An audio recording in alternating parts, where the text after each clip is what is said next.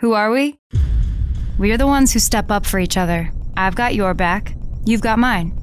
Kindness, humility, empathy. It's not just talk. It's who we are. It's who we always have been. And no one can take that from us. The movement to bring it back, it started here. And here. And here. In school gymnasiums, community centers, the living room down the block. You'll be where? Okay, we'll be there. Who are we?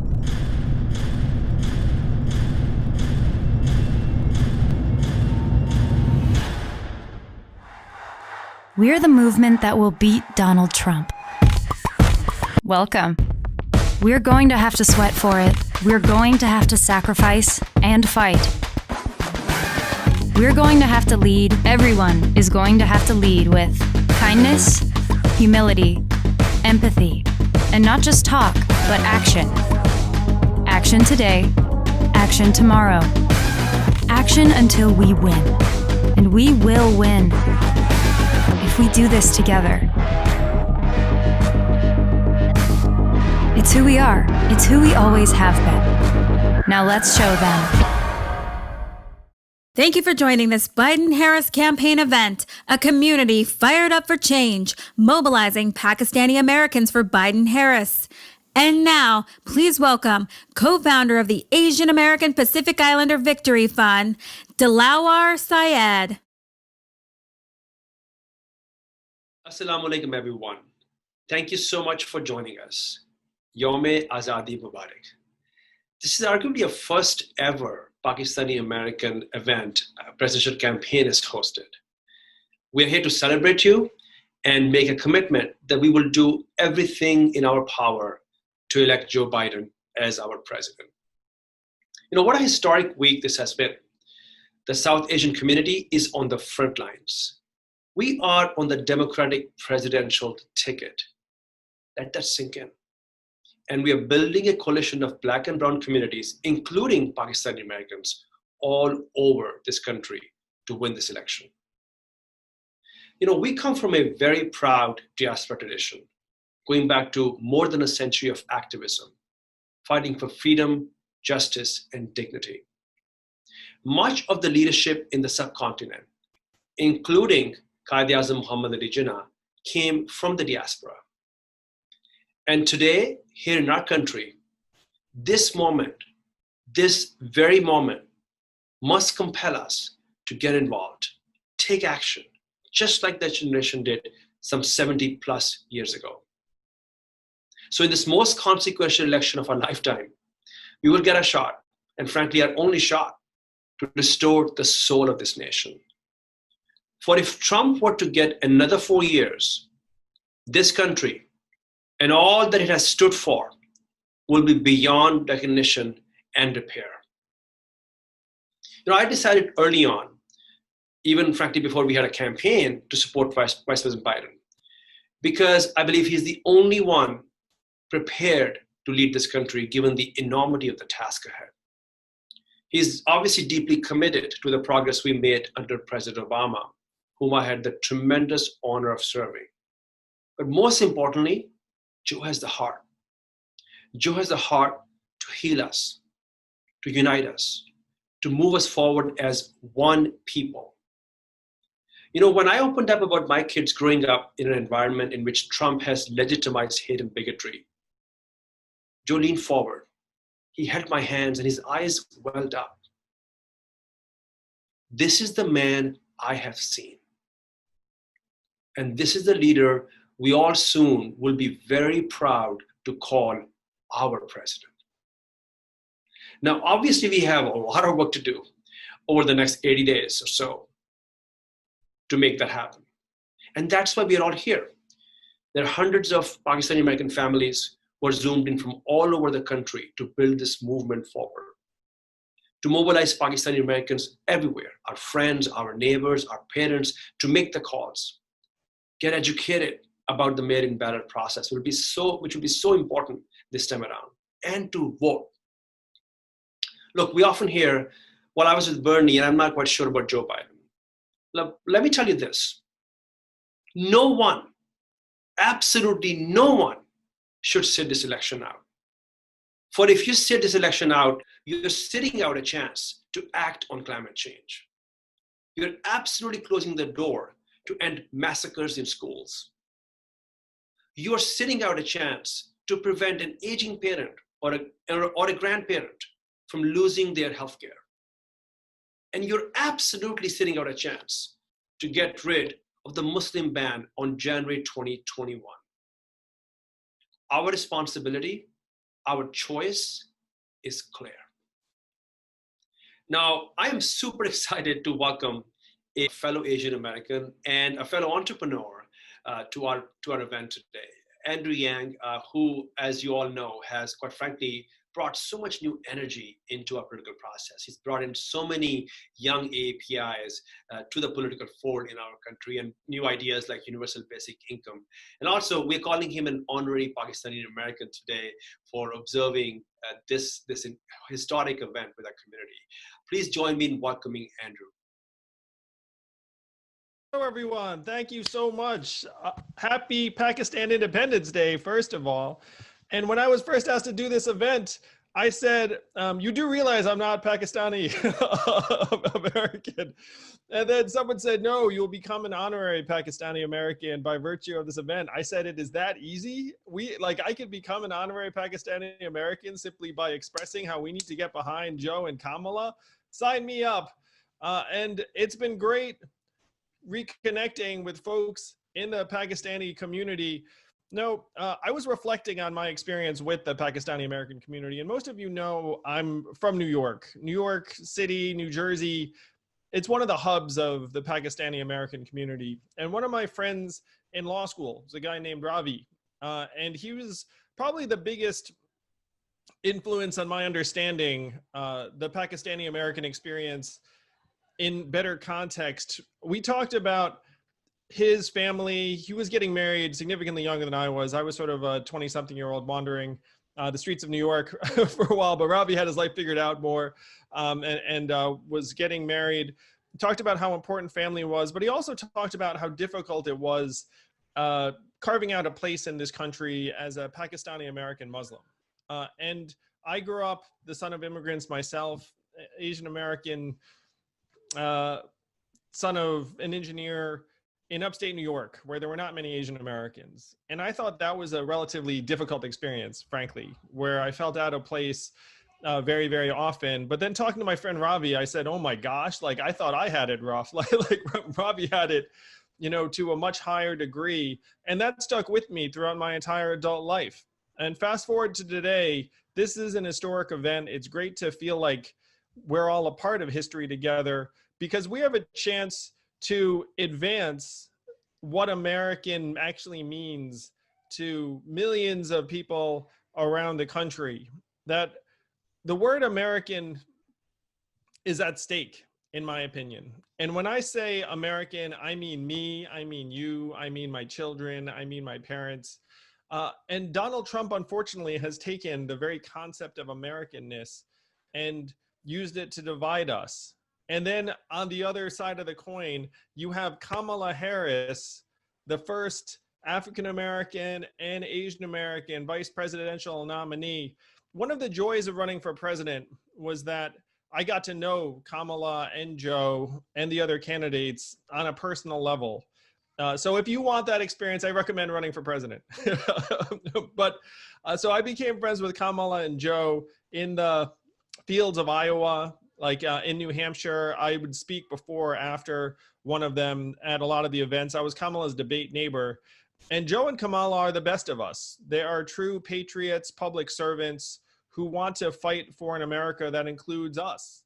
And Asian Americans, I'll speak for East Asian Americans, racism against our community has surged as a result of the coronavirus crisis, where people are looking for someone to blame. And of course, Trump has fanned the flames by labeling it the China virus and Kung flu in a futile attempt to distract from his administration's incompetence. But on the flip side, Asian Americans are more fearful than they have ever been, certainly in my experience. It's heartbreaking. It's a very, very difficult time. I have friends who don't want to leave their house. I have friends who do not want to leave their neighborhood because they feel like there is a surge in hostility just walking the street with a mask on. And I have a strong feeling that Pakistani Americans can relate to some of those sentiments because you have felt versions of that in the wake of 9/11 over the last number of years, and people questioning your Americanness. It's something that I think as an Asian American, we've internalized in ways big and small. And I'm going to speak for myself too. Politics was not something that was emphasized in my house. When you immigrate to this country, I believe most of us get raised in an environment where they say, do well at school, get a good job, try and provide for yourself and your family, because you're just trying to establish a foothold in this country. And as a result, Asian Americans have not really been front and center in our national politics. And there's been something of a cycle that has developed, where if you talk to the national political parties and you say, hey, what about Asian Americans? Some of them will say, well, Asian Americans don't vote as much, we don't donate as much, and we don't run for office as much. All of these things are numerically true. And so there's this nasty cycle that has developed where Asian Americans are an afterthought to the national political parties and Asian Americans do not feel included. That's one reason why this event is so important, because we can change all of that right now in 2020, where if Asian Americans get fired up and back Joe and Kamala on the way to the White House, we can actually integrate Asian Americans into our national political sphere in a way that has never happened. And I want to give a shout out to someone who is breaking the mold in terms of running for office, and that's Qasim Rashid, who's a Pakistani American who's running for Congress in Virginia. If you don't know who he is, please do check him out and support him. He's exactly the kind of person we need to get behind, because the folks in our community that decide to run for office, frankly, it's probably not our parents' dream. Like, certainly my parents were not very excited when I told them I was running for president. They got excited later after the Yang Gang became a thing. But we have to back people like Qasim, because when someone in our community sticks their neck out and they break the mold, we have to show everyone that, yes, Qasim is just as American as everyone else. He is just as qualified and patriotic to be a member of Congress all the way up to the White House. Kamala is going to demonstrate that as our vice president. We're going to demonstrate that by getting engaged, by backing Joe, Kamala, Qasim, and people all over the country who reflect the fact that this country is defined by us, by the people that come to this country to create a better life, yes, but also people who decide to get engaged, to contribute to our public life, vote, donate, run for office. Those are the things I want people to associate with our community. And I'm incredibly proud that my run helped galvanize members of the Asian American community to think that bigger things were possible for us. To me, we don't have a choice. If we do not fight for this campaign and help broaden what many, many people unfortunately think of as what American means, this is not going to be the same country in a number of years. I'm a parent, I've got 2 young boys. They're going to grow up in this country, and I was determined that they grow up in a country that has no limits for Asian Americans. And this race is going to take us a huge step forward in that regard. So I'm thrilled to be here. I'm not sure, as an honorary Pakistani American, what happens to me now, whether I get some, like I get some article of clothing or decoration or something else. But I am super fired up to be here. I was honored to be asked, and I'm going to be honored to celebrate with you all after Joe, Kamala, Qasim, and others win in November, and we beat back this conception that Donald Trump reflects who we are as a country. He does not.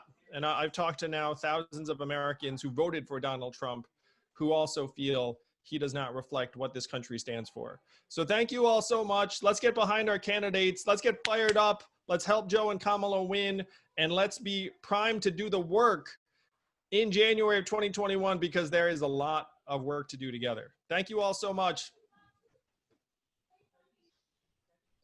Thank you so much for joining us, Mr. Yang. We'll work on getting your honorary Pakistani pin soon. Everyone, hi, thank you so much for joining. I'm Zana Javed. I'll be emceeing this event. This is the first ever Pakistani American rally on a presidential campaign. And we're so excited, and we hope it will not only energize you to vote for Joe Biden and Kamala Harris, but also to go back to your community and organize others to vote as well. I want to give you a quick rundown of what to expect. We hope that you'll stick with us through the end. First, we will have a panel featuring some amazing frontline healthcare workers to talk about their experience with the fight against COVID, which will then be followed by a discussion on our shared fight for equality and justice. Then we will be joined by star organizers from Engage and South Asians for Biden to discuss grassroots organizing in 2020 and what we can do to get to work. This will all culminate in a very exciting panel with Kumail Nanjiani, Wajahat Ali, and Ashley Allison from the Biden campaign. Please tweet using the hashtag #HamaraVote. And with that, I'm going to pass off to Ahmad to get the program started. Thank you, Zaina. Excellent. Is my panel on? Wonderful. Woohoo. Excellent. You guys are there? Awesome. We're here. Well, so let's get going with our first panel. And before I do so, a big shout out to all our friends. I'm seeing the chat lines filled with all kinds of great comments. So to the 100,000 strong Pakistani American community in Chicago, to the 250,000 strong community in all of the Midwest. Welcome to you and all of the participants who are the audience that have joined us here. So this panel, we had a bit of a problem trying to figure out how to do justice to this panel, because we are so fortunate within our community that we have over 20,000 people of Pakistani descent who are physicians. So you're trying to figure out how do we represent them in this panel. But what we thought is, given the times that we're all have gone through in the last 4 months, that we ought to speak to you all about the role of folks from our community who've been fighting every day the battle against coronavirus. So that's what we will attempt to do in the next 10 to 12 minutes and share some perspectives. I am delighted to introduce our panelists. First, I will go with Dr. Syra Madad, who is a pathogen preparedness expert and an infectious disease epidemiologist. She is a senior director of the system-wide special pathogens program at New York City Health and Hospitals, where she's part of the executive leadership team. There she oversees New York City's response, which, as you know, was hit extremely hard to the coronavirus disease 2019 epidemic across the 11 public hospitals. And what some of you may not, in the audience may not know, she was most recently featured in the Netflix documentary series Pandemic: How to Prevent an Outbreak. Our second, welcome, Syra. Our second panelist is Dr. Danish Ahmed. He's a physician who is triple boarded in emergency medicine, internal medicine, and critical care medicine. I don't know how he did all three. He is currently working as an assistant professor of emergency medicine and critical care medicine at the Mount Sinai Medical Center here in New York City. He splits his time clinically between the emergency department and ICU. He grew up and attended medical school in the great state of Florida. All right, so let's dive in. So I'll start with Syra. So, well, we are doing this on the Independence Day, and this is to help get Biden and Harris elected. So let me just dive straight in and ask you, where did the Trump administration go wrong with the way they handled coronavirus?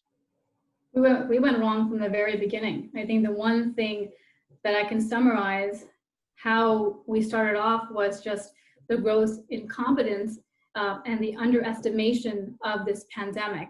And unfortunately, at every crucial moment in this pandemic, we have been weeks to months behind, and that has resulted in the cost of life. Many of these lives were preventable. And it's extremely unfortunate because we are still down this treacherous rabbit hole, if you will. We are breaking global numbers on the worst possible scale, number of hospitalizations, number of deaths, number of cases, and it's only getting worse. I very much operate under the pretense, show me, don't tell me. And with Vice President Joe Biden's campaign, he has shown in the 2009 H1N1 pandemic, also in the 2014 Ebola epidemic, what crisis leadership needs to look like in a public health crisis. I was part of the Ebola response team in Texas, and we brought healthcare professionals front and center, and that's exactly what we need. Awesome, great. Let me ask Danish. You've been at the front line through the peak in New York City. Can you speak to some of your experience there as you guys went through this, Danish? Of course, and one of the first things I want to talk about is just kind of comparing the preparedness that our health system went through as opposed to what should have been really national policy. As my colleagues and I kind of saw the tsunami coming from China to Italy, it was very clear that it was only a matter of time until it reached our shores. So as a health system, thankfully, we were able to stockpile PPE, stockpile ventilators to be able to kind of weather the storm as best as possible. And we did what we could on our part. But again, this was us as a health system in a tiny part of the country, essentially competing against all the other health systems and leaving them barren. And that's problematic. This needed to be really a nationwide response and a nationwide policy to kind of respond to this. And kind of going down to a more basic level as to how we were kind of failed by the powers that might be is testing. There was a lack of testing throughout. And not only was it a lack of testing, but it was a misinformation about the testing, and it made it incredibly difficult for both patients and for physicians.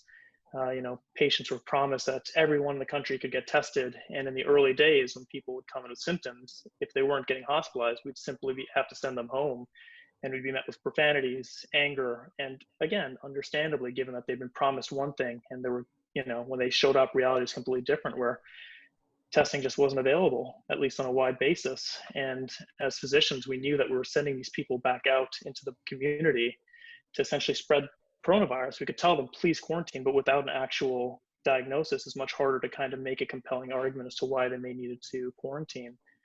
And again, this is on an individual basis. And I think thinking back and speaking to a lot of my physicians and colleagues is that a lot of us suffered from PTSD. And you might ask why. And I think there's a couple reasons, right? I think we went into this battle.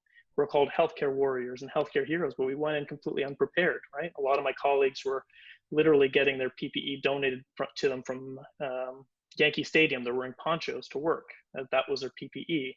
Incredible, right? And then also on a daily basis, we saw deaths, day after day, death after death. I've been a physician for 10 years now, and there's not been one day that I've ever dreaded going into work until the pandemic hit. And there was always preventable deaths. We could have had clear messaging about mask wearing, clear messaging about medications, and just kind of what we needed to do to stay safe. And just to kind of, there's so many stories that I have of individual patients, but one has definitely struck with me.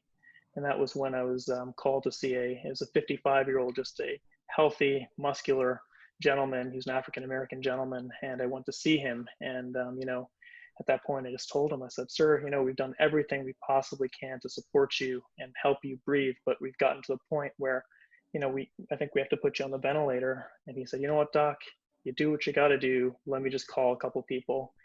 And as we're setting up the room around him to place him on the ventilator, he picked up his phone and FaceTimed someone. And on the other side, this black screen turned into his wife. And he's like, and I'm going to do my best to paraphrase, but again, I just remember this so vividly, as he just said, hey, boo, things aren't going well. They're going to put me on the ventilator. And I just needed to tell you before I, if I don't make it out of here, that I've just loved every moment of my life with you. And he hung up his phone. He made one more phone call out to one of his friends, I suppose. He said, you just have to take care of my wife if I do pass. And I remember just kind of as an outsider watching this and setting up around him to place him on the ventilator. And it was just heartbreaking. And, this gentleman who, possibly could have been avoided this fate by someone wearing a mask or being able to protect himself, died a month later in our ICU on a ventilator. And I think I'm not the only physician who kind of had to deal with this virus who's had a story like this. And I think there are hundreds of us, and we each have hundreds of stories of kind of what we dealt with, and it's scarring, and it's painful. And every time I think of that man, I think of how we're failed by some of the higher ups and how some of these deaths were truly needless. And I think I'm looking forward to, Biden presidency, where the simple message of please wear a mask, please don't, this is not a political statement. This is just going to be for the health. This is for your fellow Americans. There's nothing else about this, right? It's just simple science. And I look forward to the time when we can, have science as our leading light in the White House. Danish, thank you for that, powerful and a very personal story. And I think that just encompasses what the tremendous pain that has been inflicted. I'll go to Syra and ask you, Danish was beginning to speak about, what could things look like? I understand that you serve on a policy committee for the Biden team. So can you speak to, based on what you're seeing, your expert viewpoint, how would things be different in a Biden administration as we deal with the ongoing issues of the virus? Well, I think this administration first knows to bring scientists and healthcare professionals, public health, to the center stage. Bringing in national treasures like CDC that has been sidelined and siloed, if you will, and elevating those types of voices and agencies, and making sure that public health is center stage, because you cannot have economic growth, you cannot have recovery without public health. Public health, as we know, is the means to economic growth. It's the means to living a better life. And so I think, it's very clear with the Biden campaign that they know they need to tackle COVID-19 head on, like they've done in previous epidemics and pandemics, as I've laid out. And they have a very clear strategy of how to get there, what this nation needs to do in order to combat COVID-19. And, this is not something that, cannot be done. We have prime examples in front of us from other nations that have shown how to contain and suppress COVID-19. And we just need, and we have the tools, and we also have the resources. We just need to enact on these resources. We need to make sure we're actually ramping them up. And so all of this requires leadership. And I think the one thing that I'll just quickly mention is anytime we're in a public health crisis, not only is it testing your public health infrastructure, it's also testing your leadership and how good this leadership is able to, combat and address a public health crisis. And unfortunately, in this pandemic, we are seeing a lack of leadership. No national strategy, no leadership. In fact, we're seeing politicization at the very minimal level of just putting a face mask on. Something as simple as face mask has been politicized so much where people are refusing to do it. They don't understand. Anytime we're dealing with an infectious disease outbreak, we're always tackling two contagions: the disease itself, and then we're also battling the contagion of misinformation. And in this pandemic, that misinformation has taken center stage. And the Biden campaign knows to address and speak with one voice, and being able to provide the communication that the public needs to enable to enact and do the measures that we all know to save as many lives and to bring this pandemic under control. Thank you. Wonderful. We are not doing justice to this topic in the very limited time that we have, but I wanted, on behalf of the entire Pakistan American community, I wanted to thank people like yourself, Syra and Danish, who are at the front lines, all 20,000 of our physicians who are fighting this fight every day. I am seeing the chat light up with all kinds of great supporting comments to you all, and people thought that you absolutely killed it, Syra, on the Netflix pandemic. And I think I'm told they're featuring a new one. Are they about to start the next series? It's in discussion. Okay, all right. I shouldn't have said that, maybe. Well, I want to thank both you and Danish for sparing some time and joining us here and giving a perspective to our audience on what things could look like under a Biden administration. So with that, I turn it back to Zaina. Thank you. Thank you.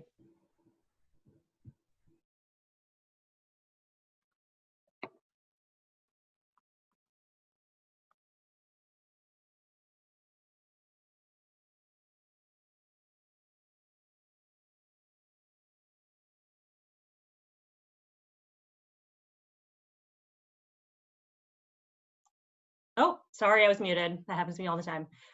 So I wanted to say thank you for those powerful stories, and thank you to all on this call who are on the front lines of this fight against COVID.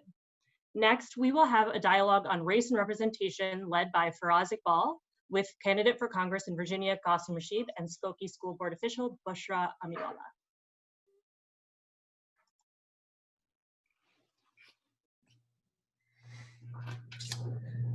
Good evening, everyone. Again, my name is Faraz Iqbal. So we'll get into our topic here. So, we live in times where race and representation continue to be at a critical intersect. Recent tragedies like that of Breonna Taylor, Ahmad Arbery, George Floyd, and many more have created a wedge in our society. We have seen protests all over the US of people wanting justice. While we all call ourselves a civilized society, the underpinnings of what we call humanity is being threatened. Our collective leadership is struggling, and it feels at times that our voices are just going into the abyss. Tonight, we want to unpack this topic with the brief time that we have to understand the importance of representation and how do we dismantle systemic racism in our society. To that end, I would like to introduce our panelists for tonight. First, Bushra Amiwala, a young Pakistani American and a media icon, student, dynamic speaker, and the youngest Muslim elected official in the United States. At the age of 19, she announced her candidacy for the Cook County Board of Commissioners with the goal to serve as a voice for her underrepresented generation and other marginalized communities. Her campaign has been covered nationally by prominent media outlets, landing her on the cover of Time magazine. Bushra recently went down in Chicago History Museum as the youngest Muslim elected official in the United States. She holds her elected seat on the Skokie Board of Education as its youngest member. Next, we also have Qasim Rashid. He's a human rights lawyer who has dedicated his life to support women who are survivors of domestic and sexual violence, serve children from vulnerable communities, advocate for criminal justice reform, and fight for the rights of persecuted Christian and Jews. Qasim is the Democratic nominee for Virginia's 1st District, and if elected, will be the first Pakistani American to serve in the US Congress. Bushra, Qasim, welcome and thanks for joining us this evening. Good to be here. Yeah, thanks so much for having us. So let's do it. Bushra, we're going to start with you. After you were elected, you mentioned ignorance is bliss. I didn't know what I was getting into, and had I known, I probably would never have done it. Can you expound on that? Given the context of representation and what we're seeing today, give us your thoughts on that quote and how things may have changed. Yes, absolutely. So this quote was made in the context of me reflecting on my first run for public office, the Cook County Board of Commissioners. I didn't realize the amount of grit and tough skin is needed to run for political office, which may sound obvious to some, but it struck me by surprise the amount of unsolicited advice and feedback I was given as a younger candidate. And to take that a step further, as women, we tend to be reduced to our clothing and our physical appearances. And as a Pakistani Muslim woman who wears a hijab, being reduced to my identity meant the inability to see beyond my religion and cultural background. There were so many instances where people on the campaign trail would share that all of the Indians in my district were illegal and couldn't vote for me. And, it's comments like this that really struck me because 1, it erases my identity as a Pakistani American. 2, it's blatantly ignorant and racist remark as a whole. And 3, the worst part becomes that any justified response I could give in a situation as such would be negatively attributed to either my age, oh my God, Bushra Amiwala is so immature, how could she have said that, or my gender, or wow, her hormones must be whack. So I didn't realize some of this scrutiny and ignorant comments that I would be combated with as a candidate. And I couldn't even give a solid response to many of these too. So it really taught me to be intentional with my remarks. And it taught me the lesson that not responding is a response in itself. And in the context of representation, it's instances like this that affirm people into believing that they're allowed to make comments as such when they're not. And a lack of representation also sort of led me to realize the tokenization of my identity. There was a debate between my 2 male opponents and I, and it talked about the 2 policy ideas that my respective male opponents presented. And it said, and Bushra Amiwala wore a stylish light pink hijab to the forum. And we've seen this happen at national scales and levels as well. But it's comments like that. So when you go to cast your vote and ballot, you remember the 2 policy ideas that each man presented, and you remember light pink hijab. So regardless, I did know exactly what I was getting myself into the second time around, and still ran for public office the second time, and alhamdulillah was elected a little over a year ago. So the lessons to take away from that are still holds true regardless. That's great. Well, thanks for sharing your story, and tokenization of your identity. I wrote that down. So true. And again, thank you for sharing your story. Qasim, you have recently written an essay called "I Believe in Love for All and Hatred for None." Tell us about that, and in the context of representation. Sure. Well, it's a privilege to be here. A privilege to share this forum with you, Bushra. Always an honor to be in the company of people who are trailblazers and leading the way in so many respects. So I commend you on your immense success already, and I look forward to where you'll not only go in life, but lead our community and our nation. This essay that I wrote, I Believe in Love for All, Hatred for None, was in the kind of landscape of combating religious persecution, combating discrimination, and having the courage and the conviction to move forward beyond that. One of the things that Andrew Yang talked about that I thought was really, on point was, as immigrants, I'm an immigrant, as immigrants or immigrant families, we often think about survival, right? People, when they come to the United States, when they choose to come here, sometimes it's for, financial opportunity or education. Other times, as is the case with my family, it's in big part due to escaping religious persecution. And one of the main things that immigrant families focus on is, how do we ensure that we have laid down our roots strong enough so that our children and the next generation can have that comfort, so they don't need to split an ocean to go to another country for peace and for security. And so as we're trying to accomplish these things, you realize how important it is to find leaders, to have leaders who are representative of your specific experience and your needs. And that doesn't mean that they discard other experiences, but when you're speaking to folks who understand where you're coming from, it makes all the difference in the world. One of my colleagues, Dr. Swad, says that she doesn't like the phrase of being a voice for the voiceless, because you just need to learn to pass the mic. And that's what representation accomplishes. When I ran for office last year, I didn't win, but one of the things that came out of it was my son, who was at Hashim, who was 6 at the time, was walking home from a school bus, and he saw a sign, a political sign, and he stopped and he read every single letter, and then turned to me and said, "Apu, that says Rashid, that's your name." And he was ecstatic beyond belief, because for once he saw himself represented in a public sphere. Now, that's something that we never had growing up. And it's such a small thing, but it goes to show how even the smallest of things can have the biggest of impacts. And it starts with this idea that love is not just a word, it's an action. If you love your country, you want to serve your country. If you love humanity, then you have to serve humanity with every fiber of your being. That's what drove me to become a human rights lawyer and fight for marginalized communities by elevating their voices, giving them platforms, and making sure that we're holding supreme justice as our standard above all else. Aside from religious differences and any differentiating factor we may have, and there are many, if we can uphold this commitment that love is an action, and we're going to exemplify that action by upholding justice, then I think that we can truly create that more perfect union that the founders of this Constitution wanted us to create. And that's how I think we move forward in the 21st century. And I'll just close by saying that's why I'm proud to support Joe Biden and Kamala Harris, because I think they get that. And the fact that we're having this forum being represented in a meaningful way is a reflection of that. Thank you, Qasim. I mean, I could relate to that. I mean, growing up, in Jersey in the 80s, right? I mean, the representation was very different back then. I mean, so when we saw signs, it weren't those names, right, that we would identify with. So appreciate you kind of sharing that and that valuable information as well, and also the idea of servant leadership, right? That that's very key in all of us, that when we are doing work and when representation is being done, that we do keep in mind servant leadership, because at the end of the day, it is for the community. Yeah. So with the brief moment that we have left, let's talk about racism within our community. We see that there is a divide between the Black community and the South Asian community or brown community. What do we need to do to address this? I know we've talked about, racism that we feel as a community, but what about internally with our community itself? How do we address that? For either one of you, whoever wants to go first. Yeah, so I can kick things off with this one. So when I first ran for political office, I found that we as a community hold many internalized values that goes far beyond just racism, right? It also is, in some instances, it's sexism, it's ageism, it's all of the isms that we all have that we sometimes have to unlearn.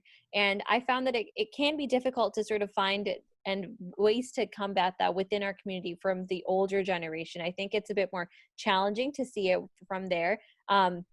But what I found to be the most like easiest way to go about that was to meet people where they're at. It's to find sort of that common ground and abilities to sort of go about that in that regard. So I think that it's a huge hurdle, and I think it's something that definitely will not happen overnight. And I don't think it's something that we can do alone either. So I think as community members, we really should start in our own spheres of influences, in our own social circles, and starting just at the dinner table with our family members and sort of using that spillover effect to go on. But it's starting those conversations in places where there's already that trust built up.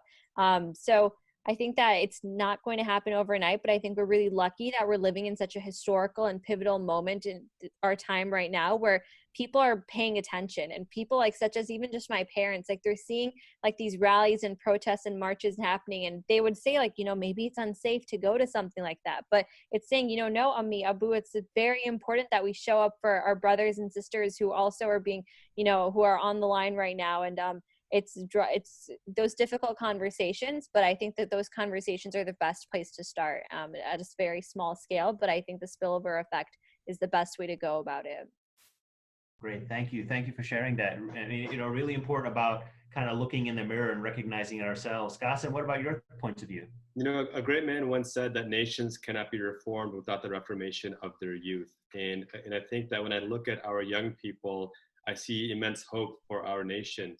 The internalized racism that we experience in the South Asian community against African Americans, I think, is a reflection of an ignorance to our own history. And that sounds like a very uncomfortable word to say, but I'm saying it on purpose.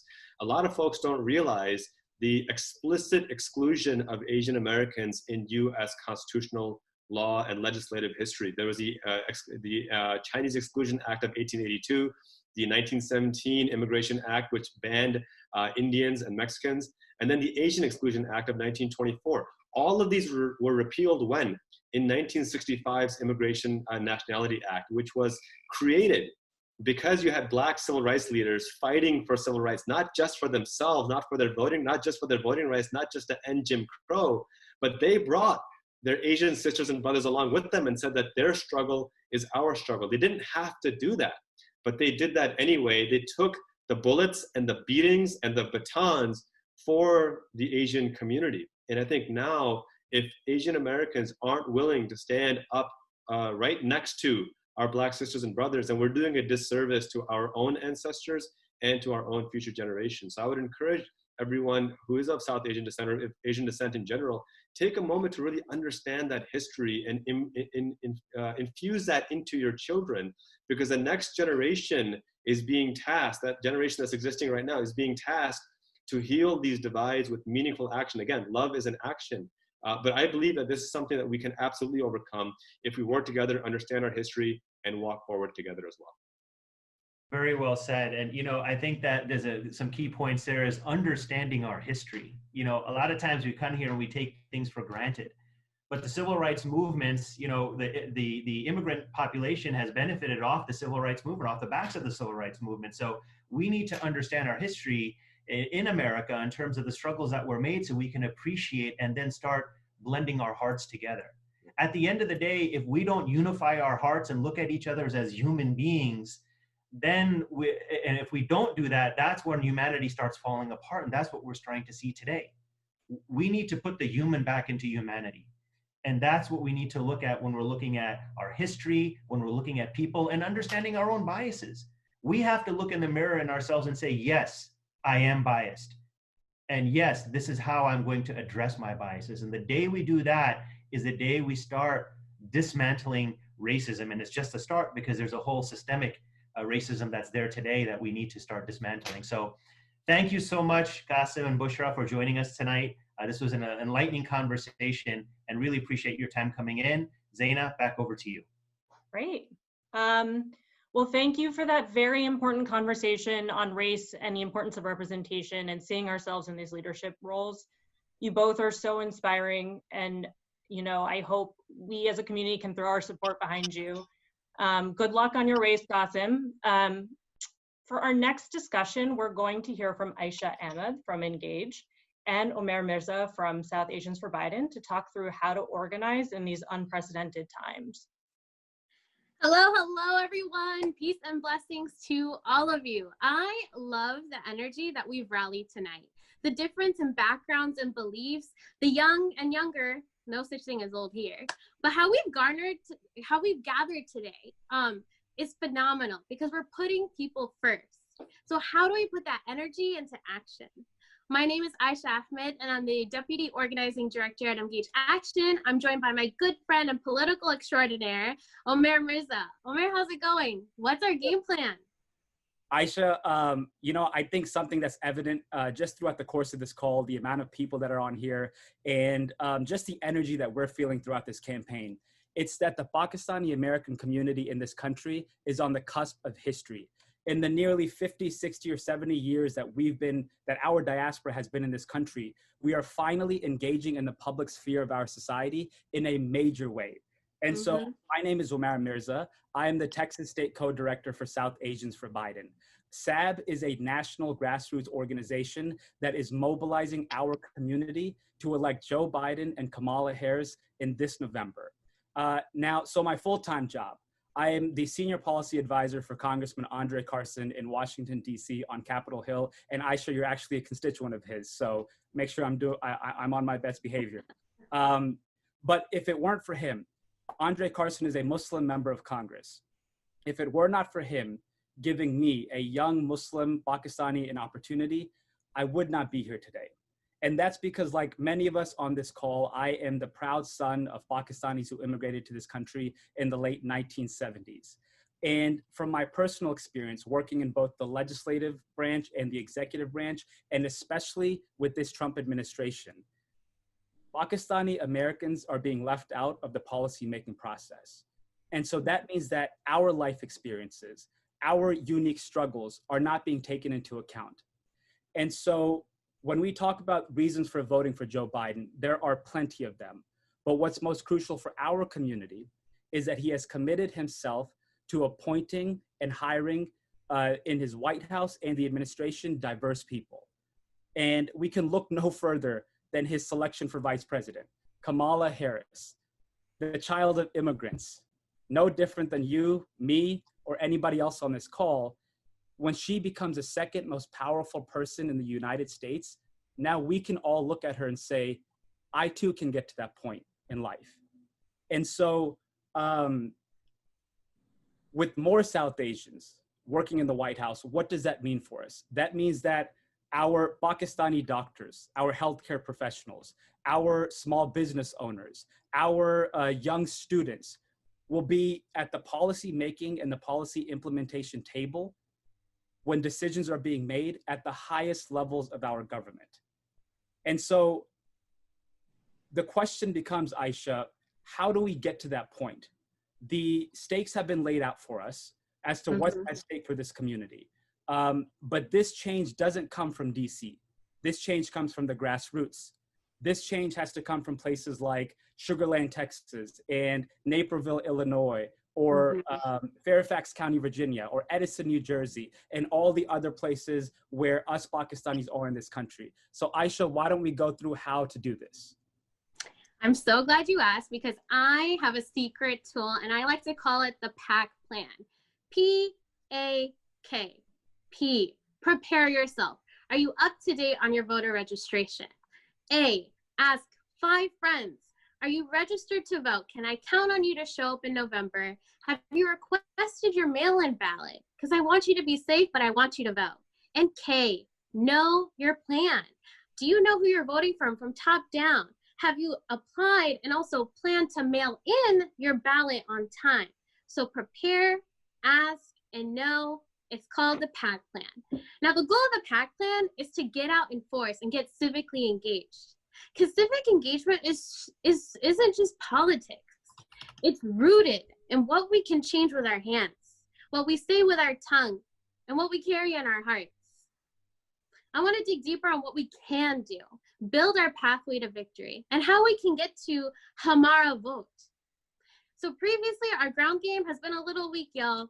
The reality is that our voter turnout is low. And in the organizing world, voter turnout is known by a fancy term called voter propensity. But it's also our tool to use to win. We build power when we build that recognition that we're activated year in and year out, not just when we show up every 4 years. According to the American Pakistan Foundation, 1 in every 3 Pakistani Americans is under the age of 17. That means that they're not of voting age, but they're impacted by what the rest of the 2/3 does and who they vote for. In the last presidential election cycle, half of eligible Pakistani American voters did not vote. And 40% of those, so nearly half of that half, were first-time voters. So we gotta bring our people back. We have a duty to act. Use the PAC plan and get everyone out to vote, because ye hai hamara vote. And I'm just gonna wrap it up here, but I really want you guys to think about this, that if one person leaves this call and donate some of their time to call other voters and say, hello, kaise aap? Just think about how that conversation and the accessibility changes in politics. It changes the game right there. If another little Omair or Aysha runs for office, has that dream, suddenly it's not so crazy to do that anymore because we have people like Qasim and Bushra leading the way for us. So Omair, tell us how we can create more change with South Asians for Biden. Yeah, so South Asians for Biden is now in 19 different states. And because this pandemic has shifted campaigning to the virtual world, that means that you can partake and you can campaign and advocate for Joe Biden and Kamala Harris from the comforts of your own home. And so SAB needs volunteers. So we're looking for volunteers who will help us phone bank, who will write op-eds, who will help us with voter registration. And if you're in a state where there isn't a SAB chapter, we are looking for people to help start chapters in those states. And so we need your help in any way that you can provide that. SAB is also in the process of starting and launching the Pakistanis for Biden Council under the SAB umbrella. And so keep an eye out for that because we'll be releasing that very, very soon. And so add us on Facebook, add us on Twitter, search for us, South Asians for Biden. If you want, you can message me personally on my social media and I'll plug you into your state's chapter. But let me end on this. Joe Biden, and I don't say this lightly, Joe Biden, with him selecting Kamala Harris as the vice presidential candidate, is telling the South Asian community that we matter. He is. I say that likely. He says that he's telling us that immigrants like our parents that came to this country are the ones who helped to build this country into what it is today. He is literally by his actions bringing us closer to the words, the sacred words in our Constitution, we the people of the United States. And so now it's on us, we the Pakistanis of the United States, to mobilize, to organize, and to get out the vote so that Joe Biden and Kamala Harris can get elected and we can finally become the powerful political force in this country that we are destined to become. We American, we American do all of that. Thank you so much, Omair. You're so right that we have so much work to do, less than 80 days. So I'll see you out on the virtual field. I'm going to hand it back to Zaina. Thanks, everyone. Let's do this. Thank you. Your enthusiasm is infectious. I love the PAC plan, prepare, ask, and know. So be sure to get involved with Engage and South Asians for Biden. Like they said, they're on social media. Find them, follow them, see what they're up to. They'll be doing amazing things leading up to November. So next up, I'm going to hand it over to the lead organizer for this event, Dilawar Syed, who would take us to our final very, very exciting panel with actor Kumail Nanjiani, author Wajahat Ali, and Ashley Allison from the Biden campaign.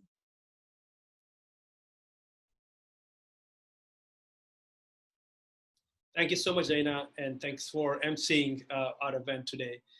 Before I move forward, there are a couple of things I do want to do. Congresswoman Sheila Jackson, she's actually watching our event tonight.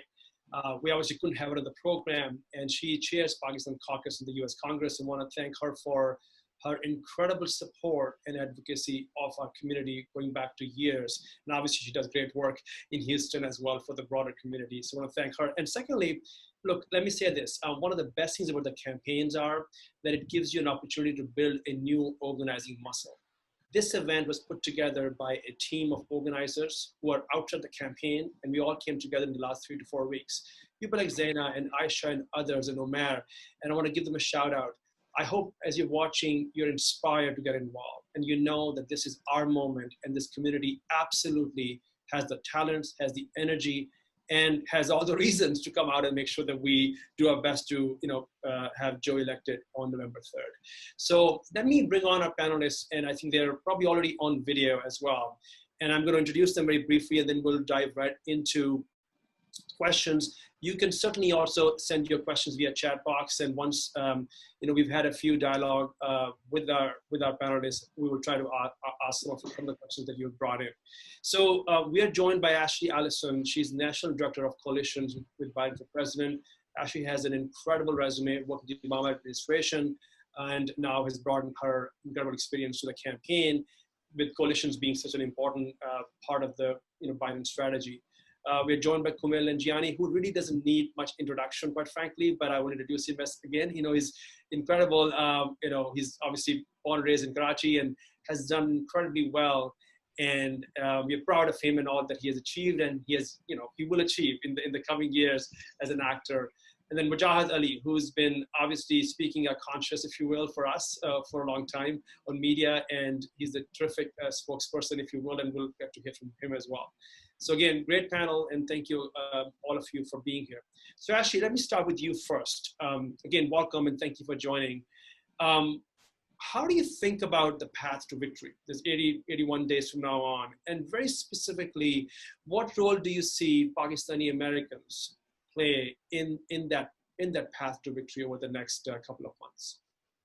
Well, first, I just want to say thank you for having me. I'm really excited to be a part of this conversation.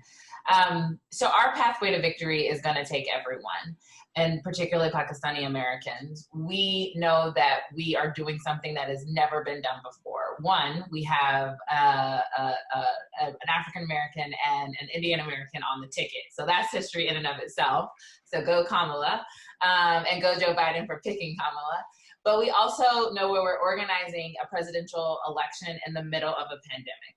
We are going to need to rely on our relational organizing. So when you have a family unit where you have a mom or a dad or a sister or a brother, they're going to have conversations within the family, and then in their extended family and with their friends and families.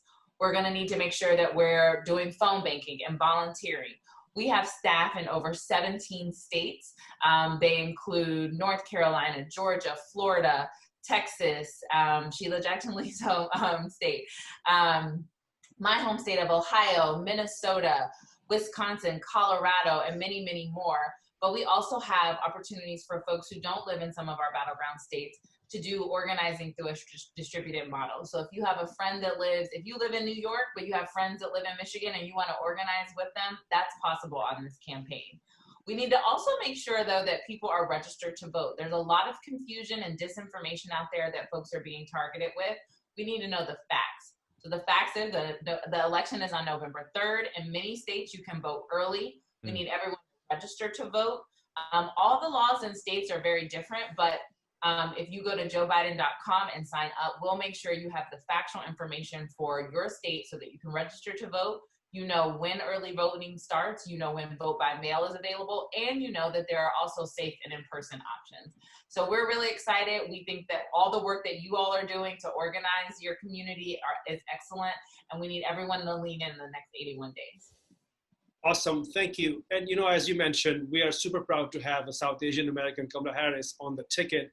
And this is an opportunity, frankly, for the Black and Brown community to come together, given just the focus on Kamala being on the ticket.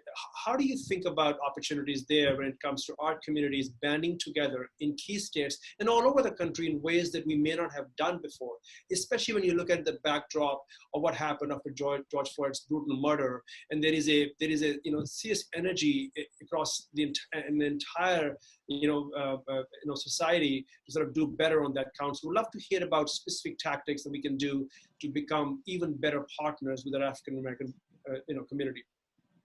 That's such an amazing question. Look, our department is called Coalition for a reason. It's because, one, everyone has a seat at the table in this campaign. If you believe in civil rights and human rights and a place for and justice, it also is an opportunity to work together in partnership. We all have our own lived experiences, and we need to learn to respect those. But we can learn from one another.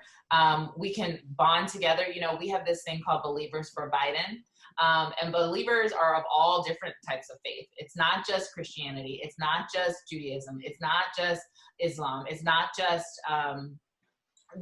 pick the religion. It's all believers. And so we launched that. We have South Asian Americans for Biden. We have Pakistanis for Biden. We have African Americans for Biden. We have rural folks for Biden. And on our team, I know Farouk, who helped plan this event, as well as Ahmed, who helped plan this event. They all collaborate and work together. There are young Pakistanis, there are older American Pakistanis, there are young Black folks, and there are older American Black folks, and they all are facing some of the same challenges. We have more in common than we have different. But the thing about it is, the man in the White House wants us to believe that we have more differences than we are similar. And if we see each other for who we truly are and our true human dignity, we can partner together in our struggles, in our hopes, in our challenges, and in our high times, and we can work and we can win on November 3rd. And most importantly, we can stay in coalition when Joe Biden and Kamala Harris are in the White House, and we can work to pass policies that will improve all of our lives. Awesome. Thank you, Ashley. I'm going to bring in Kumail with a question, with a couple of questions, and then we'll go to Wajahat yourself, and then we'll continue the dialogue. So Kumail, again, it's great to have you. By the way, I have to do this. My son mentioned to me, Kumail must be fitter than any of the Pakistan cricketers. So, that I'm sure you may have heard before. No, I'll take that as a huge compliment. It is a compliment. It is a compliment. So look, when we look at your journey, right, to what you are, where you are now, you got to start in college campuses, and you've had an incredibly inspirational way, the way you build your career, and being in the mainstream. We can't help think that if we give Donald Trump another 4 years, what life would be like for another Kumail who is getting their start right now?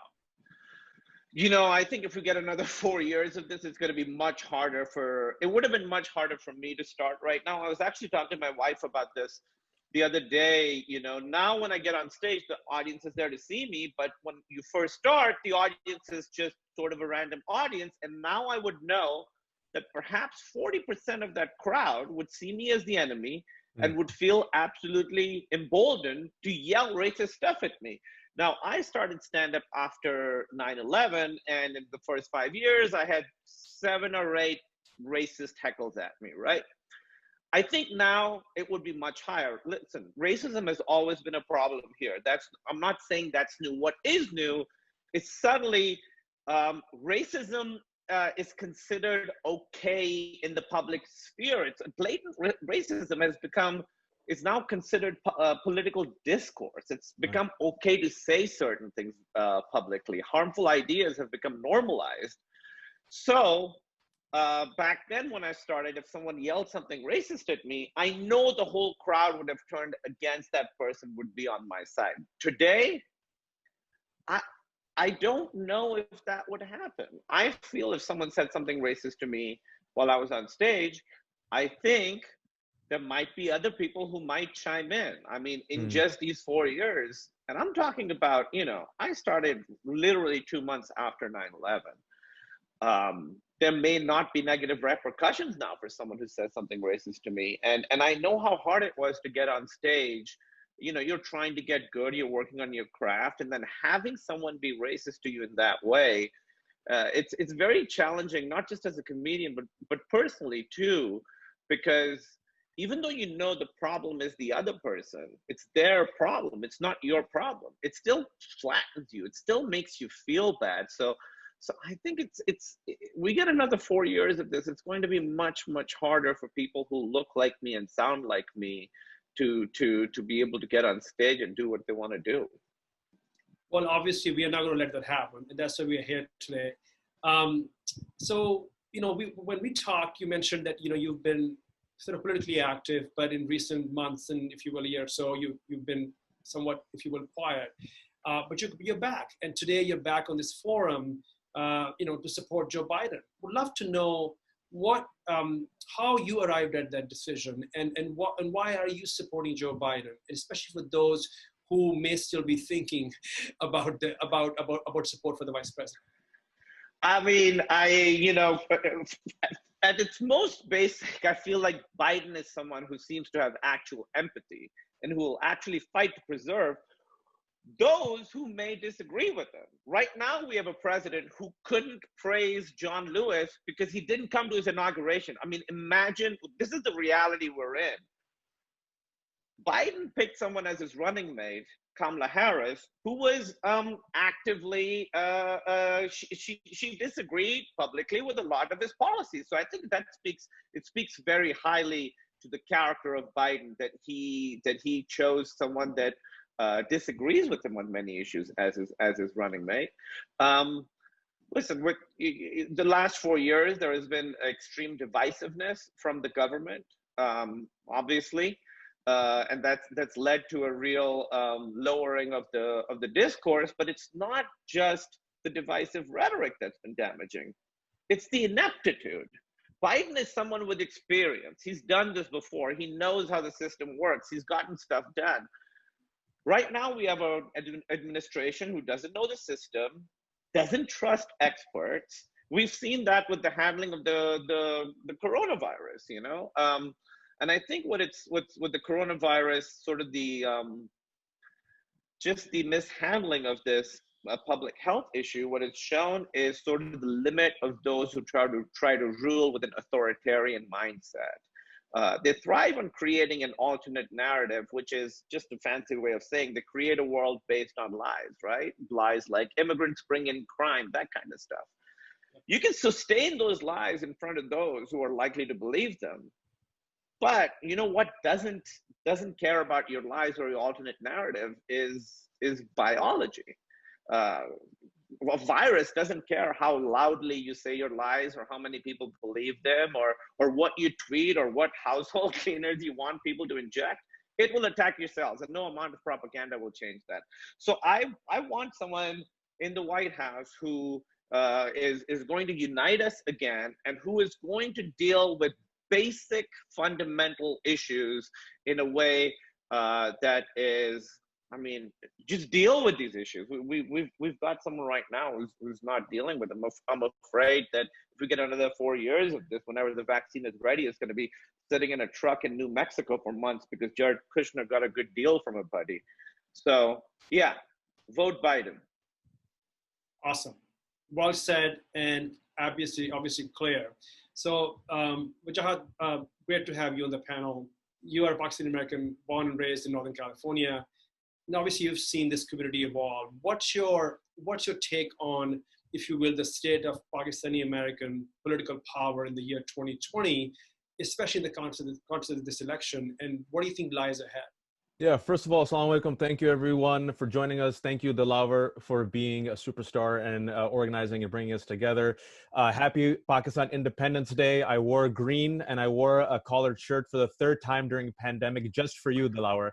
Whether or not I want to say I'm wearing green socks. So and you're wearing chaddi, so good for you. See, whether or not I'm wearing chaddi or not, I'll let you guys decide. You already saw that Kumail's wearing a chaddi. And I had a hole in my sock. I'm sorry. It's okay. I didn't think that was going to happen. Once you have Kumail's six-pack abs, you can do anything you want. The reason why people say you should have hope, as I said, listen, when I was growing up, I never thought I'd see a Pakistani American immigrant with like a little bit of an accent who has six-pack abs, who's starring in a Marvel movie, The Eternals. We have Kumail Nanjiani. So the fact that literally there's a brown unicorn with six-pack abs gives me hope. But I'm here to represent all those Pakistani uncles with dad bod. So I don't want Kumail's stereotype to destroy our reality that, mashallah, we eat ghee and we have the dad bod. So Kumail, just calm down. I love ghee, I love naan, I love chawal. I miss it every day. your sacrifice for those abs, the fact that you gave up sugar for a year, may you get Jannat for that, my friend. But you're asking this. Look, my mom said, Ammi, typical Pakistani Ammi, she knew I was doing this panel. She said, "Beta, wash your face, shave, and insan ke jaise dekho."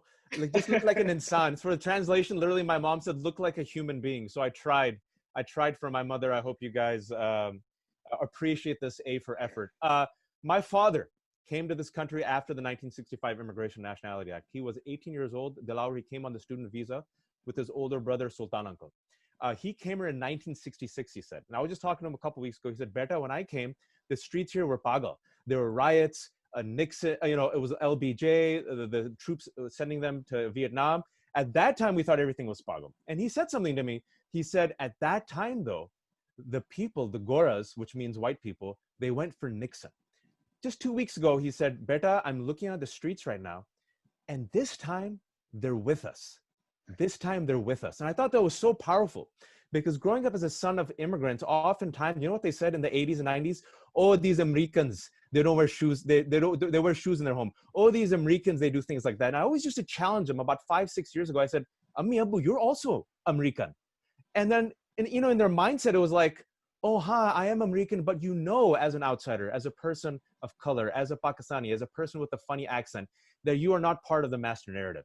So you say, "I'm not American." But the fact that my father said that, "They're with us now, us," I thought that was very powerful. And when my father came here, he tells me, he goes, "Beta, when we used to see another Desi, I don't care if he was Sikh or Hindu, we used to cross the street and exchange information. Like, brown person, let's become friends." And they were just trying to survive. Like Andrew Yang said, right? Like, you had 3 options: doctor, engineer, dubious businessman like Dilawar who makes a lot of money and gets a lot of power, or for failure. And Kumail and I are representing the failures, the people who are the writers and the comedians, right? So anyone who's watching, when auntie and uncle beat you for becoming a writer, you can have 6-pack abs and be like Kumail. But that's what the struggle was. Then we get to 2000, 2001, 9/11. I was at UC Berkeley, student activist. And in 2000, Dilawar, you remember this, for the first time, the Pakistani and Arab immigrants in California and Florida said, "Beta, we're going to do a block vote. We're going to vote for Bush." I'm like, "La hawla wa la quwwata, please, for the love of God, don't vote for Bush." And they ignored African-American Muslim brothers and sisters, the Latino community, who said, "Please do not vote for Bush." But at that time, Bush actually met us. If you remember that, Bush actually went to the masjid. Bush actually reached out to Muslims. And so many Arab and Pakistani immigrants who were honestly ignored by the Democratic Party said, "Hey, he's voting for us, family values, it's great." Disaster of a vote. We learned from that. 2008, the situation was so toxic because of the birther racist conspiracy that they're now using against Kamala Harris, that the Democratic Party had to stay away from Muslims. Dilawar, you and me remember that fundraiser in the Bay Area where we were at, where I won't mention his name. I'll tell Kumail and Ashley on the deal, the person who said this. It was a fundraiser, big Democrat. And I said to him, I said, "How come you guys aren't doing more outreach to Muslims? I mean, we're getting hazed." He looked at me and he says, "The election's 2 months away. The election's 2 months away." In a sense that you guys have to sit there and take it, because for the greater good, you know that Muslim is seen as a slander against Obama. And we sat there and we took it. Then you get to 2016. And I was at the DNC covering it. And you know who stole the show? A Pakistani immigrant uncle with an accent who took out his constitution and did a tupper against Donald Trump's face. That was Khizr Khan and Ghazala Khan. And I'm telling you, the entire convention was electrified by a Pakistani Muslim immigrant. To this day, I've had conservatives say, "We won't knock Ghazala Khan and Khizr Khan." So now we get to 2020.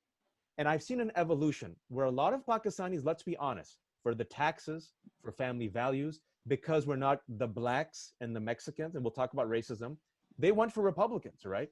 But now they're gone for Democrats. And they realize, listen, if you're on the fence now, I'm telling you this, there's no both sides here. It's not even close. There's no false equivalence. Biden and Harris believe in climate change. Biden and Harris are for gun control. Biden and Harris are for scientists. They don't put out scientists who are about demon semen and alien sex, right? They're not for putting kids in camps. They're not for the Muslim ban. There's no 2 sides here.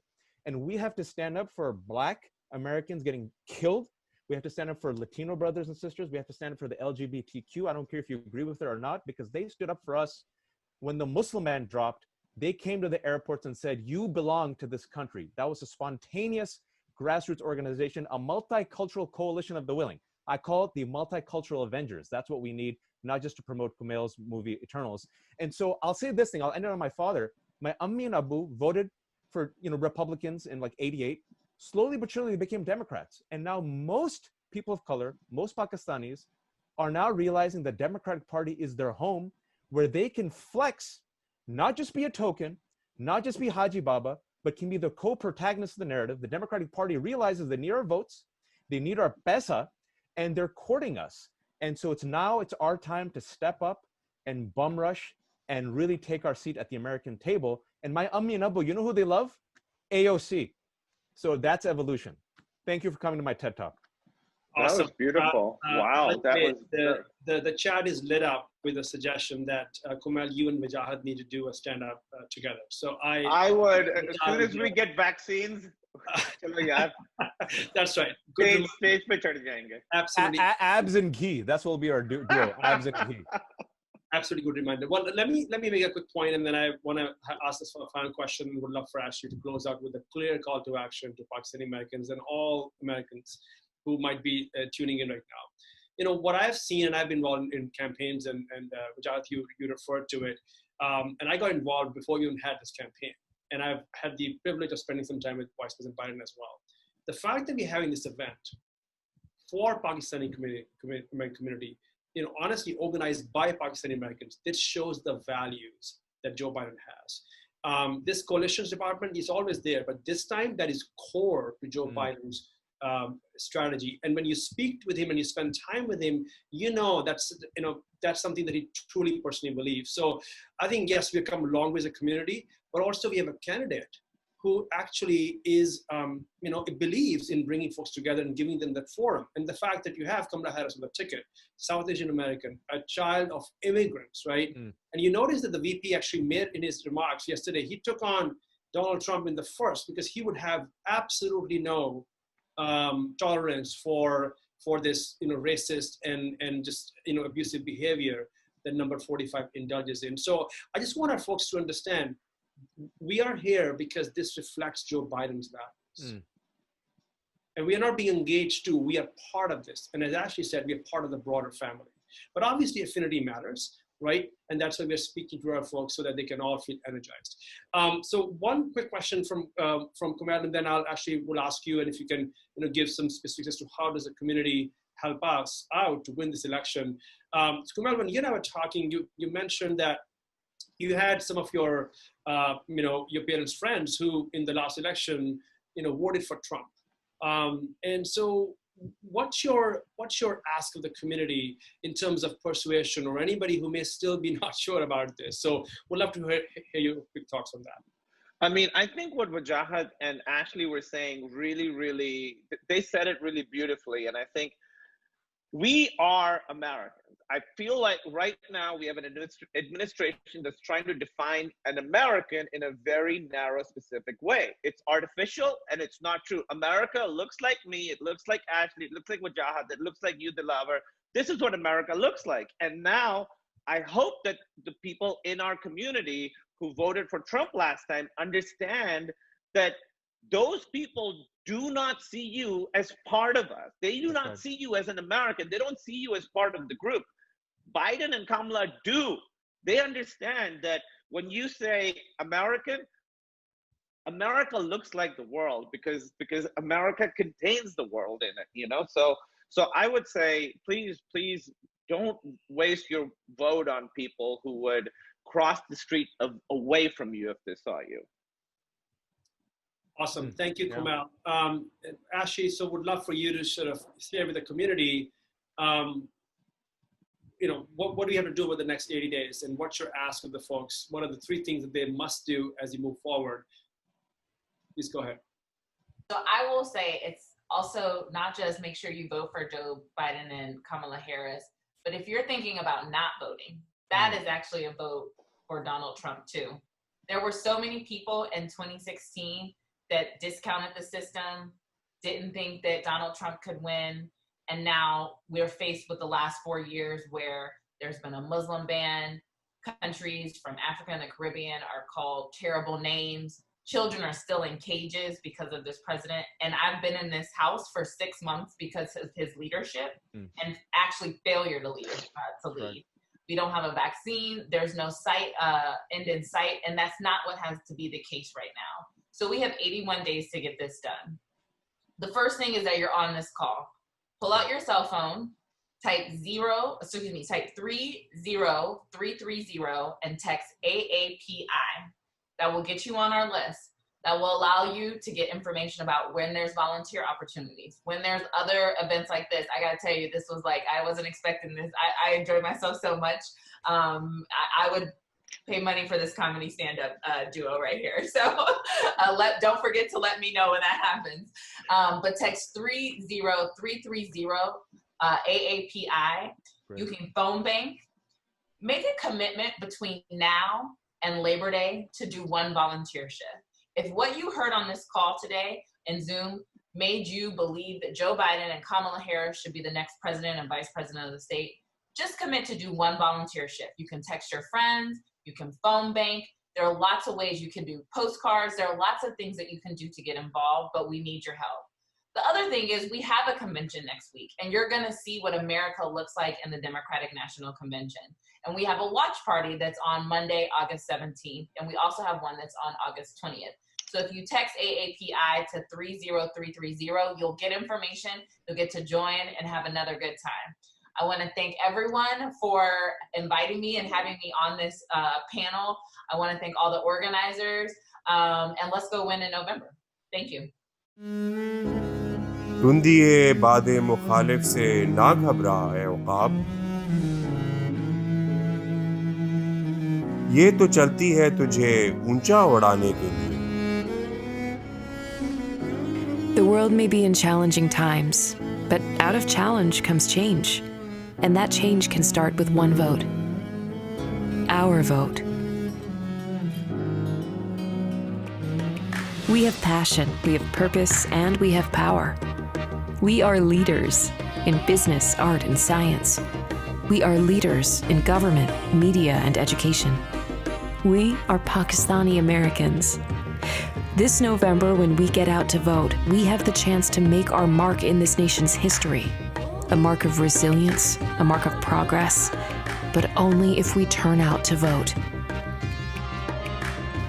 Together, we can build a better future. और हम साथ मिलकर एक बेहतर मुस्तकबिल कायम कर सकते हैं. Hi, I'm Dr. Al-Atar. This is Iqbal Teba. My name is Meshmi Alam. My name is Nabila Rashid. I'm a proud Pakistani American. I am a proud Pakistani American. मैं बड़े फख्र से कहता हूँ कि मैं एक पाकिस्तानी अमेरिकन हूँ. My wife Nancy and I have been proud Pakistani Americans since 1962. और मैं नवंबर में वोट डालने का अहद करता हूँ. And in November, I am going to vote for Joe Biden. And I commit to vote for Joe Biden in November. और इस साल मैं Joe Biden को support कर रही हूँ. I'm a proud Pakistani American and I commit to vote this November.